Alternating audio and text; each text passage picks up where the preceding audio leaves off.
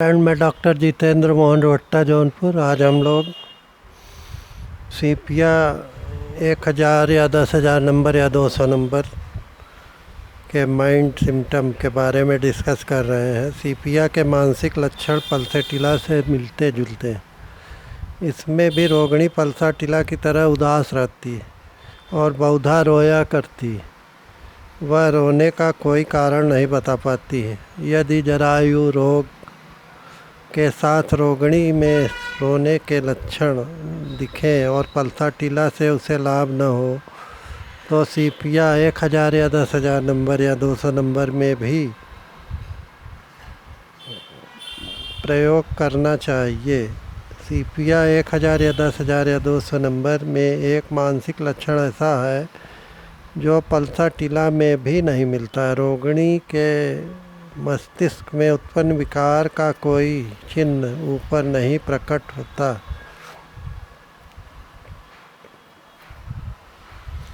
लेकिन उसका सामान्य व्यवहार बदल जाता है। वह न केवल अपने काम के प्रति उदासीन हो जाती बल्कि अपनी घर गृहस्थी, अपने परिवार और स्वजनों के प्रति भी उसमें एक प्रकार की विरक्त दिखाई पड़ने लगती। यह सीपिया 1000 या 10,000 या 200 का एक प्रमुख लक्षण माना जाता है। यदि रोगिणी को जरायु रोग के साथ आधा सीसी का दर्द हो तो सीपिया 1000 या 10,000 या 200 से रोगिणी को बहुत लाभ होता है। जिसमें सीपिया बहुत कारगर होती है। यह दर्द भयानक आघात के साथ शुरू होता है और रोगिणी का पूरा सिर हिल जाता है। पलक गिरने के लिए 3 दवाएं विशेष रूप से इस्तेमाल होती। ये है कास्टिकम 200, जैल्सीमियम 200 और सीपिया 200 या 1000 नंबर देने से बहुत लाभ होता है। रोगी के अन्य लक्षणों को देखकर इनमें से दवा का चुनाव करना पड़ता। पुरानी सर्दी में भी रक्तस्राव होता है। उसको गाढ़ा स्राव होता था और उसमें जलन भी महसूस होती थी। फॉलिंग लिड में कास्टिकम 200, सीपिया 200 और जैल्सीमियम 200 देने से लाभ होता है। यूरिन पेनफुल में सीपिया 30 या 200 या 1000 नंबर, कैंथेरिस 30 या 200, कैप्सिकम 30 या 200, एसिड बेंजोइक 30 या 200 में पल्साटिला से लाभ तो होता है परंतु रक्तस्राव की मात्रा बढ़ जाती थी। सीपिया 1000 या 10,000 से ये दोनों ही तकलीफ़ें दूर हो गईं। पुरानी सर्दी जुकाम में काली बाइक्रोम और सीपिया 30 या 200 में से किसी एक दवा को चुनना पड़ता है। स्थानिक लक्षणों में समानता रहने पर भी चुनाव का यह काम आसान नहीं होता। फेस सिम्टम में सीपिया का एक और अत्यंत महत्वपूर्ण लक्षण है। गाल के ऊपरी भाग में और नाक के ऊपर पीला दाग और मुख पर पीले रंग का निशान। ऐसे पीले निशान चेहरे पर ही नहीं बल्कि पेट पर भी उभर आते हैं।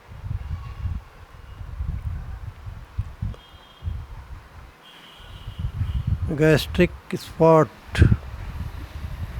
पेट के ऊपर मुख पर पीला दाग, पीले रंग के निशान, काले धब्बे नाक के ऊपर आ जाते हैं।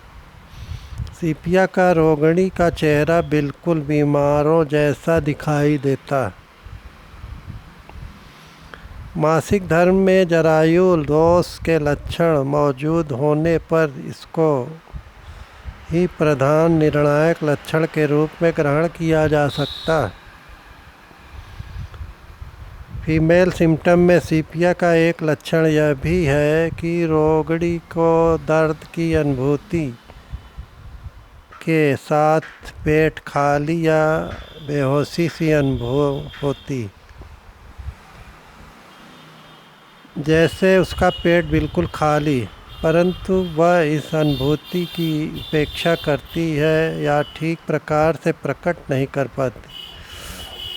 Empty sensation of abdomen, Hydrastis canadensis और इग्निशिया 200 में भी इस प्रकार का लक्षण स्पष्ट रूप में मौजूद रहता। कुछ अन्य लक्षणों में ये लक्षण कुछ कम ज़्यादा दिखाई पड़ते हैं, परंतु गर्भाशय संबंधी लक्षण सीपिया में ही प्रबल रूप से विद्यमान रहता। म्यूरेक्स परप्यूरिया में भी यह लक्षण रहता, परंतु भली प्रकार से रोगी की जांच करने पर चिकित्सक इस बात का निर्णय करने में समर्थ हो जाता है कि रोगिणी को कौन सी दवा दी जानी चाहिए। म्यूरेक्स 200 या 30 देने से भी लाभ हो जाता है। मेरी बहुधा यही धारणा बनी है कि गर्भाशय के अपने स्थान से हट जाने के कारण जब उदर का ऊपरी भाग खाली हो जाता है और सभी चीज़ें खींचकर बस्ती प्रदेश में चली जाती हैं तो उक्त लक्षण अत्यंत प्रबल रूप से प्रकट होता है। लिलियम टिग और स्टेनम 200 दवाओं में भी यही अवस्था देखने को मिलती है। जरायु की प्राकृतिक बंधनी की कमजोरी दूर होते ही वह लिगामेंट जैसे कारण जरायु अपने स्थान पर रहता है। उक्त लक्षण लुप्त हो जाता है। गर्भावस्था में जब स्त्री को वमन के साथ यह महसूस होता है कि उसके पेट में कोई चीज़ रही ही नहीं तो सीपिया 200 या 1000 या 10,000 देने से उसे बहुत लाभ होता है। रोगिणी को भोजन का विचार या भोजन की गंध आते ही मितली सी आने लगती। कोल्चिकम 30 या 200 देने से लाभ होता है। वस्ती गह्वर में रक्त संचय होने की अवस्था में मलांत्र में भार या गोले की तरह अनुभूति होने के बारे में पहले ही चर्चा की जा चुकी है। मल निकल जाने के बाद भी यह लक्षण बना रहता है। बहुत अधिक कब्जियत भी सीपिया के लक्षणों में गिनी जाती, पर साथ ही सीपिया का रोगी मल त्याग के समय बहुत अधिक कांकता है, जैसा सेलेनियम 200 में भी बहुधा पाया जाता है। लेकिन सीपिया में मल को बाहर निकालने के लिए उंगली इत्यादि का सहारा लेना पड़ता है। शिशु रोगियों में खास तौर से इसकी ज़रूरत पड़ती। धन्यवाद दोस्तों।